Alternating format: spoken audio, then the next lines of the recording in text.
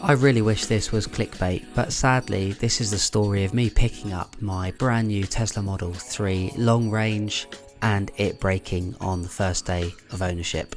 The problem started within about an hour of picking it up. I picked it up and it said it needed a software update.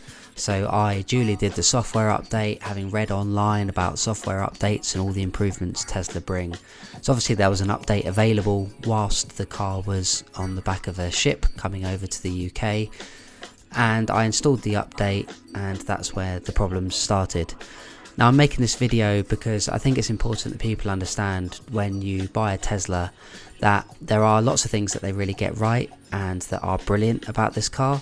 But there are also things that Tesla haven't quite nailed yet and problems do occur, and I'm calling these Teslaisms, as I've mentioned in some other videos.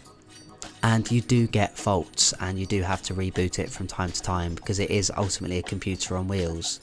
So what was the fault? Well, you can see here this is where the fault started, and this is the computer just not behaving properly. The screen was just flicking through different settings, the touchscreen was completely unresponsive. The car would still drive, which is encouraging. I guess that's run by a different computer. It would still work and most of the main functions would work. Indicators wouldn't work and the air conditioning wouldn't work either. But it was mainly the computer that runs the screen inside.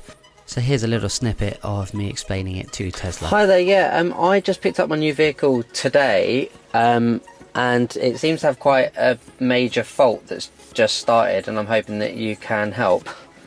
Can you do another reset, not for 10 seconds? Can you press and hold both buttons down for 3 minutes? For 3 minutes? Yeah, just press and hold both buttons down. Okay. We may need to get it into service one way or another. But I think we're going to need to log this as a service issue. I'm going to need to get this download done. So on the app, schedule an appointment through the service section, log the issues that you're facing there. That'll raise a direct ticket with London Heathrow. So that was day one. They said that they were going to log and have a look overnight at the computer and see if they could fix it remotely. All I had to do was call them back the next day. Need a permission from you whether if you will allow us to look into your vehicle data for the next 1 or 2 hours. Yep. And in that case, if you do, then please don't drive the car for the next 1 or 2 hours. So the engineers logged in to see if they could fix it over the air, and sadly they couldn't. It had to go back to a service centre. So Tesla arranged for a flatbed to come and pick up the car the same day, and I have to say their customer service was brilliant. And it really feels like they're prioritising your convenience. They sent me a loan vehicle and my car was collected to go to the service centre. Now while it was at the service centre, they thought that they diagnosed the problem and they thought it was going to require a new computer and a new part, and so that's what they told me. So I was getting ready to have this loan vehicle for quite a while. But then a few hours later I actually got a phone call saying that the car was fixed, and what had happened is while the car was at the service centre in London Gatwick, the engineers in America had logged in and they'd managed to diagnose the fault and they fixed it. They sent an over-the-air update and the car was fixed. So Tesla delivered it back to me, I believe that day or maybe the next day. So the whole experience only lasted a couple of days. Since then the car does seem to be fine. I do get the occasional problem where I have to restart it, but I'm not sure if that's linked to this original problem.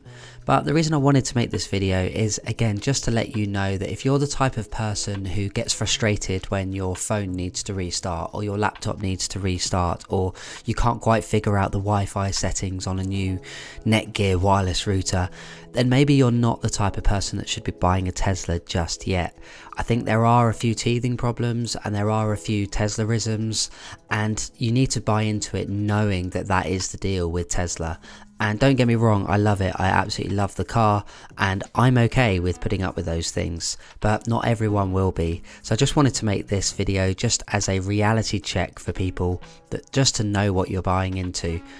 Hope you've enjoyed this video. If you are still watching and you've made it this far, then please do like and subscribe. It really helps me out as I'm trying to grow this channel. Cheers.